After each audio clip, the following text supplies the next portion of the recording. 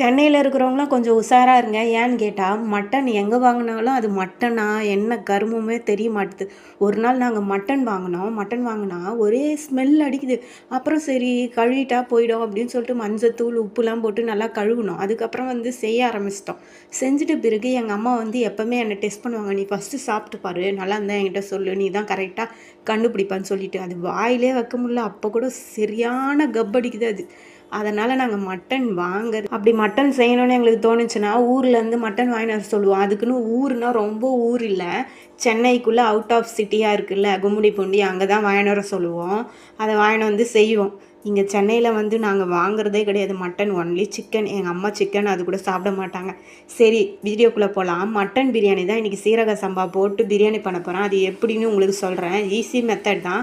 ஒரு டேஸ்டியா, ஒரு ஜூஸியா இருக்கும். ஏன்னா தேங்காய் பால் ஊத்தி பண்ண போறோம். வாங்க ஈஸியா எப்படின்னு சொல்லி தரேன். மட்டனை ஃபஸ்ட்டு கழுவிட்டு குக்கரில் போட்டு 4 விசில் விட்டுருங்க.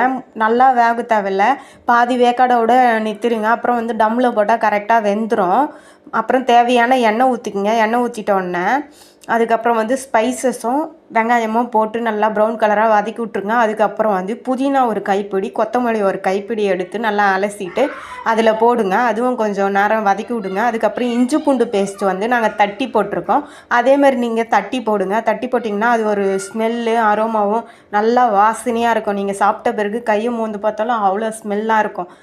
இதை வந்து பண்ணிட்டோன்னே அப்புறம் வந்து தக்காளியை போடுங்க. தக்காளி போட்டு கொஞ்ச நேரம் வதக்கிட்டோன்னே வெறும் மிளகாத்தூள் வந்து 1 கிலோவுக்கு நான் வந்து 2 ஸ்பூன் போட்டேன்.